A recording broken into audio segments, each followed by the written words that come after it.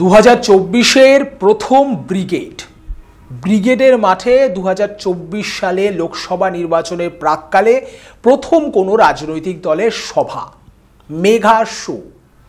50 দিন ধরে দীর্ঘ পদযাত্রা করেছেন, ইনসাফ যাত্রা, যার পোশাকি নাম।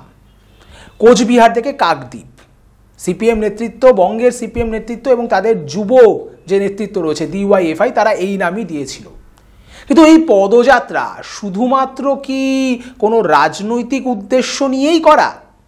ক্ষমতা বদল করবার জন্য, নৈরাজ্যের বিরুদ্ধে, দুর্নীতির বিরুদ্ধে, নাকি কোথাও না কোথাও গিয়ে নিজেদের দলের মধ্যেকার এতদিনকার যে একটা পরিস্থিতি, বৃদ্ধতন্ত্র, এই যে বলা হচ্ছে যে ছোটদের বড়রা জায়গা ছাড়ছে না, অর্থাৎ টিএমসি বা তৃণমূল কংগ্রেসে বর্তমানে যে বিদ্রোহ চলছে দলের মধ্যে, প্রবীণ বনাম নবীন, সেটা আর কোথাও একটা ধিমে আছে বা ছাইচাপা আগুন কি সিপিএমের মধ্যেও ছিল?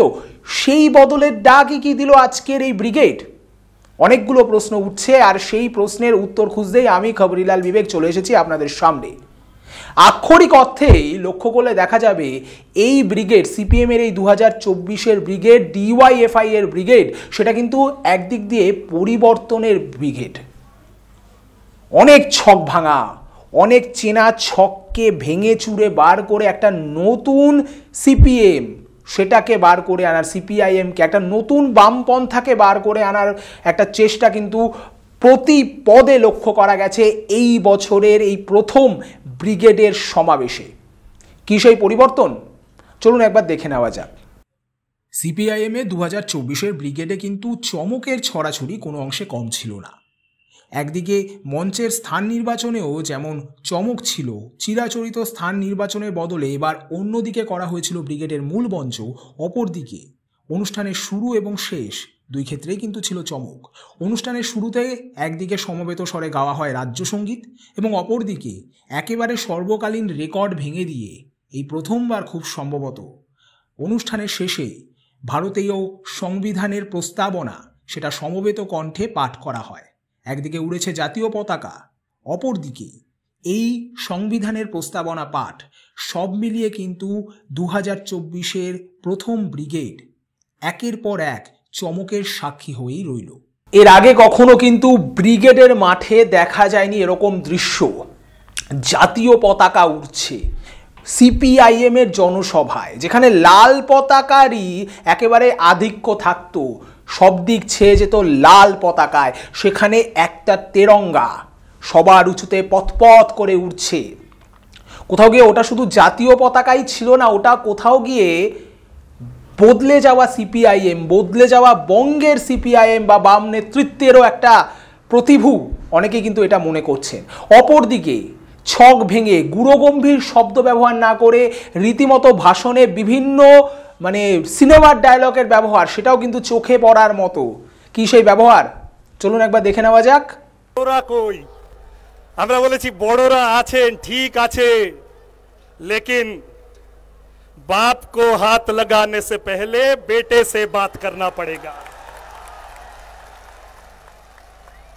আমরা ইনসাফ চাইছি, আমরা সুবিচার চাইছি। সবার মঞ্চে দাঁড়িয়ে সবার মূল আকর্ষণ যিনি ছিলেন, অর্থাৎ মীনাক্ষী মুখোপাধ্যায়, বেমালুম ভুলে গেলেন কাজী নজরুল ইসলামের সেই কবিতা, কিন্তু তাতেও বিন্দু মাত্র বিচলিত হলেন না, ভয় পেলেন না, লজ্জাও পেলেন না, স্বীকার করে নিলেন। পরবর্তীকালে পরের বক্তা মোহাম্মদ সেলিম, তিনি ওই ব্যাপারটা নিয়ে সবার দৃষ্টি আকর্ষণ করে অনেকটা এরকম একটা আঙ্গিক নিয়ে আসতে চাইলেন যে ভুল স্বীকার করার ক্ষমতা একমাত্র বামপন্থীদেরই আছে। কোথাও গিয়ে কি এটা কোনো না কোনোভাবে সেই পুরনো ভুল স্বীকার করে আবার নতমস্তকে ক্ষমা চেয়ে নেওয়ার একটা লুকোনো কথা, লুকোনো যে বার্তা, সেটাই জনগণকে দিতে চাইলেন ভুল স্বীকারের এই উক্তির মাধ্যমে? প্রশ্ন থাকছেই।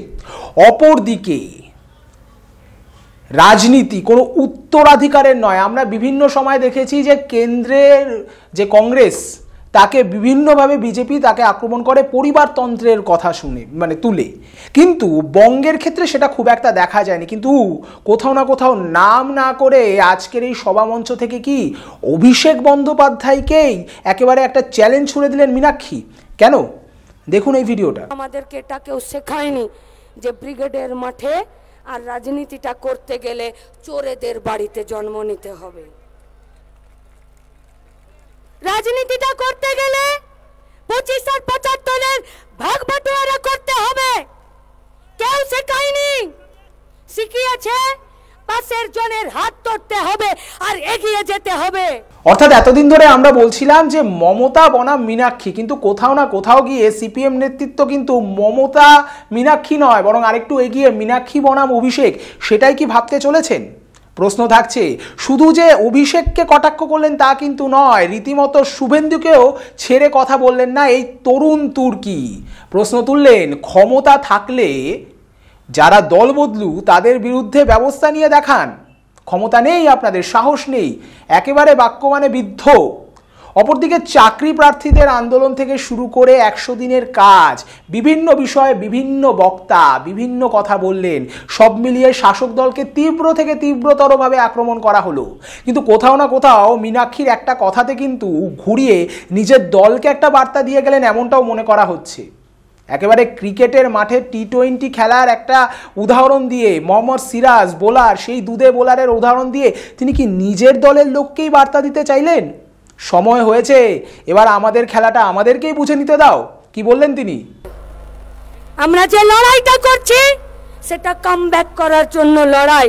हाँ, हम लोग जानते हैं कि ये टी20 का मैच नहीं है, ये टेस्ट मैच है, लेकिन कभी कभी प्लेयर ऐसा भी होता है और उतरना पड़ता है, আর তাদেরকে নামাতেও হয়।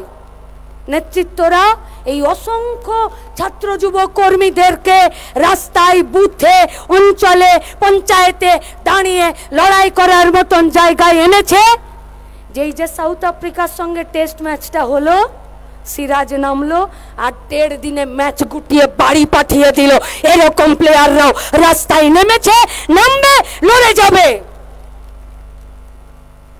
এই ব্রিগেড কোথাও না কোথাও গিয়ে পরিবর্তনের ব্রিগেড, শুধু পরিবর্তনের ডাক দেওয়া নয়, সিপিএম এর নিজের অন্দরে নিজের এতদিনের যে মানসিকতা, যে জং ধরা মানসিকতা বলে বিরোধীরা তাকে আখ্যা দেন, সেই জং ধরা, মরচে ধরা মানসিকতাকে খোল নলচে তার বদলে দেওয়ার একটা ব্রিগেড ছিল, এমনটাও কিন্তু অনেকে মনে করছেন। তার কারণ বিভিন্ন সময়ে বিভিন্ন ক্ষেত্রে দেখা যাচ্ছে সেই পরিবর্তনের ছোট ছোট কোলাজ। একদিকে জাতীয় পতাকার কথা আমি একদম আমার এই বক্তব্যের শুরুতেই বলেছিলাম, অপরদিকে রাজ্য সঙ্গীত মমতা বন্দ্যোপাধ্যায়ের নির্দিষ্ট করে দেওয়া, মমতা বন্দ্যোপাধ্যায়ের নিয়মে, কিন্তু সবার উপরেও সেই জায়গাটাকে সম্মান দিয়ে রাজনৈতিক শিষ্টাচার, সেটাও একটা লক্ষণীয় বিষয়। রাজ্য সঙ্গীতকে যথোপযুক্ত সম্মাননার সাথে কিন্তু সভা শুরুর আগে গাওয়া হলো, এটাও একটা লক্ষণীয় বিষয়।